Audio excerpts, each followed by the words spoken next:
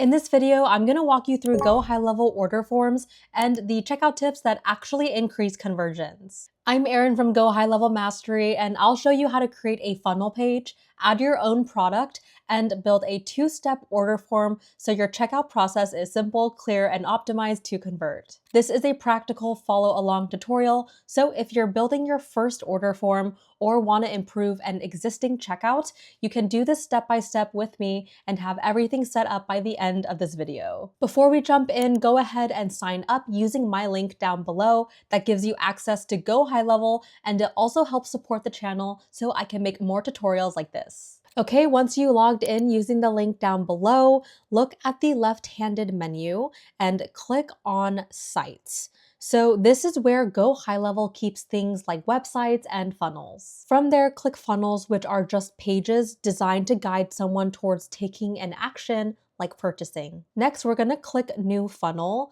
and we are going to start from blank so we can build everything step by step. For the funnel name, you can put two-step order form. And this just helps you recognize what this funnel is for later. Once that's in, go ahead and click Create. Next, we're gonna add a page to this funnel. Go ahead and click Add New Step. This just means we're adding a new page inside of the funnel. For the page name, type in order page.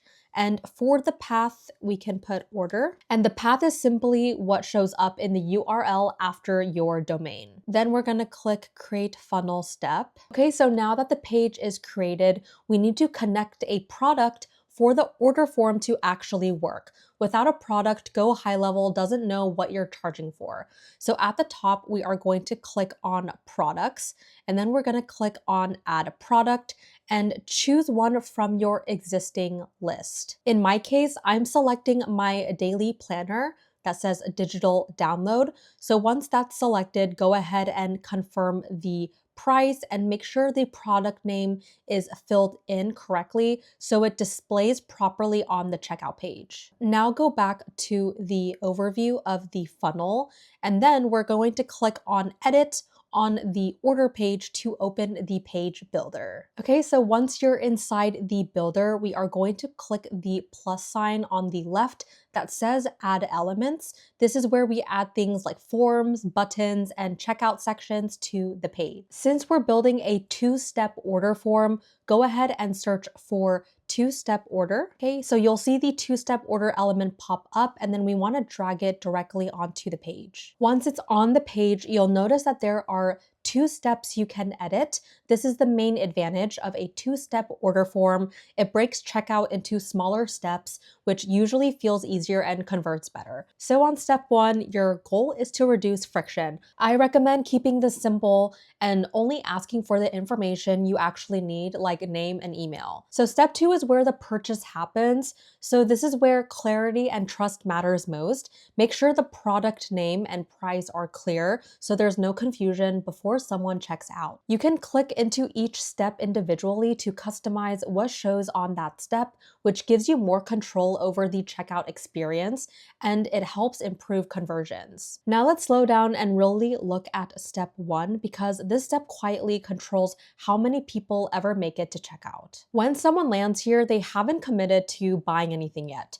So they're still deciding whether this feels easy, safe, and worth continuing. And at this point, their brain is extremely sensitive to friction. So by default, GoHighLevel includes a lot of fields, company name, phone number, and full shipping information.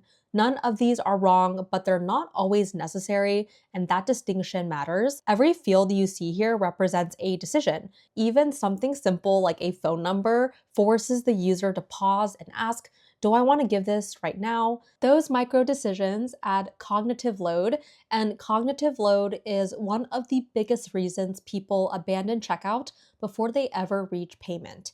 If you're selling a digital product, there's usually no functional reason to ask for shipping details at all. Removing those fields does more than clean up the form. It changes how the step feels.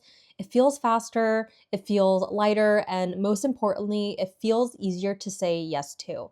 So if you wanted to remove it, you would just go ahead and edit it on the right-hand side. So step 1 should feel intentionally low commitment. You're not asking for money yet, and you're not asking for trust yet. You're simply guiding the user forward. So the fewer obstacles between them and the next step, the more likely they are to continue. This is also why the button text matters. A clear action like go to step 2 works because it sets the expectation. The user knows they're not paying yet, they're just moving forward, and that clarity reduces anxiety and keeps momentum going. Finally, small trust signals at this stage play a bigger role than most people realize. When someone sees reassurance that their information is respected, it subtly lowers resistance. You're signaling that this interaction is safe, intentional, and professional, and that matters before asking for payment later on. Now let's move into step 2, which is where the purchase actually happens, and this is the most sensitive part of the checkout. At this point, the goal is clarity and trust. Any confusion here can stop someone from completing the order. So first, let's look at the order summary. It's really important that the product name, the quantity, and price are crystal clear. If someone has to double check what they're buying or how much they're paying, that hesitation can cost you the sale. In most cases, I recommend locking quantity to 1 unless you're intentionally allowing bulk purchases. Too many options here can create unnecessary friction. You'll also notice the coupon code field.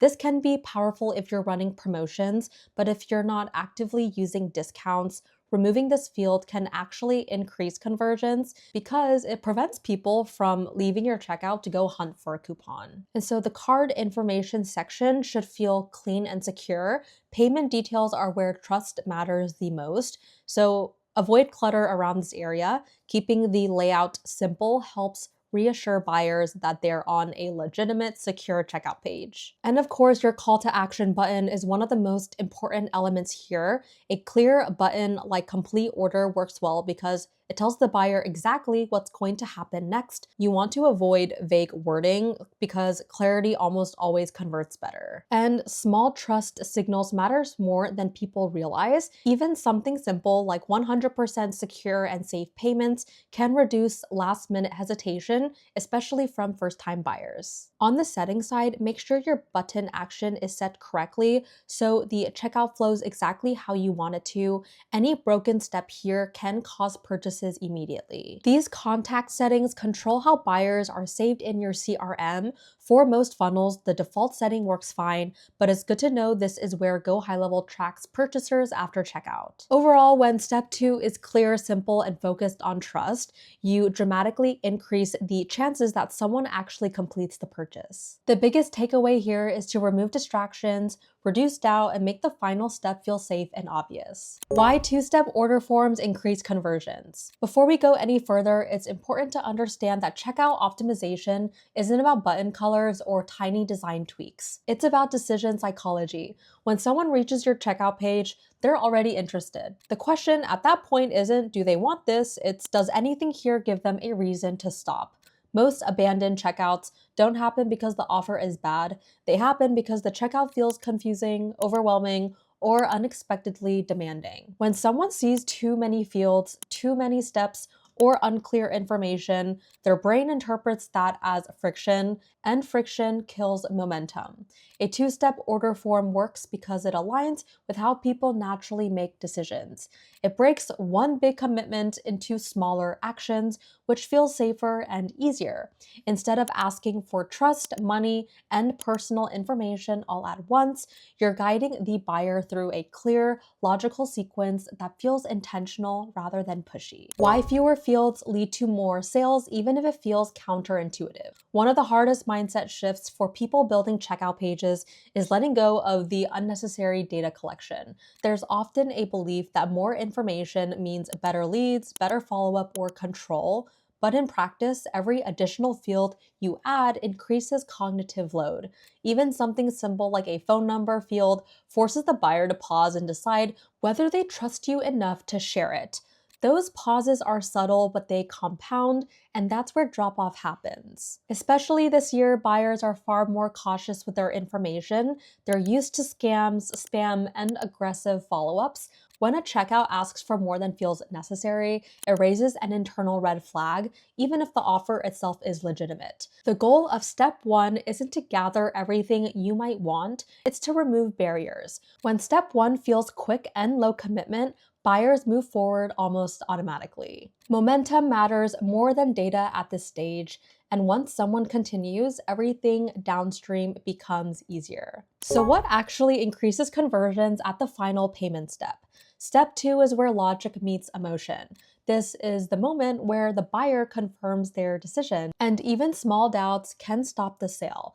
At this stage, clarity is everything. The buyer should never have to ask themselves what they're purchasing, how much they're paying, or what happens after they click the button. Any uncertainty here creates hesitation, and hesitation is the enemy of conversion. Trust is also critical. Payment details are sensitive, and buyers subconsciously scan the page for signals that tell them that they're safe. Clean layout, clear goals, familiar wording, and simple reassurance go much further than flashy design. One of the biggest mistakes people make is adding distractions at this step. Extra offers, unnecessary links, or cluttered layouts. The best performing checkouts do one thing extremely well. They guide the buyer to complete the purchase without distraction, doubt, or confusion. How to think about checkout optimization. This year, checkout optimization isn't about tricks, it's about respect for the buyer's time and attention. People are faster, more distracted, and more skeptical than ever. The brands and funnels that perform best are the ones that feel obvious. The buyer knows where they are, what they're getting, how much it costs, and what happens next without having to think about it. When your checkout feels simple, intentional, and transparent, you're not just increasing conversions, you're also reducing refunds, chargebacks, and buyer's remorse. A smooth checkout sets the tone for the entire customer experience. That's why small changes like fewer fields, clear structure, and better flow can have an outsized impact. You don't need more traffic to make more money. You need a checkout that works with human behavior instead of against it. So the big takeaway here is that increasing conversions doesn't come from doing more, it comes from doing less, but doing it intentionally. When you simplify your checkout, remove unnecessary friction, and guide people through a clear, well-structured process, you make it easier for them to say yes. A two-step order form isn't just a design choice, it's a way of respecting how people actually make decisions. Everything we covered in this video, fewer fields, clearer steps, strong trust signals, and a focused payment experience works together to reduce hesitation at the exact moment it matters most. And the best part is that these changes don't require more traffic or a better offer, they simply help you get more out of what you already have. If you're using GoHighLevel to sell products, services, or digital offers, this checkout structure is something you can reuse across funnels and campaigns as you grow. Once it's set up correctly, it becomes one of the most reliable parts of your system. If this tutorial was helpful, make sure to like and subscribe for more GoHighLevel walkthroughs and conversion-focused tutorials. And if you haven't already, you can get started with GoHighLevel using the link down below. It helps support the channel and lets me keep creating in-depth videos like this. I'm Erin from GoHighLevel Mastery. Thank you guys so much for watching, and I'll see you in the next one.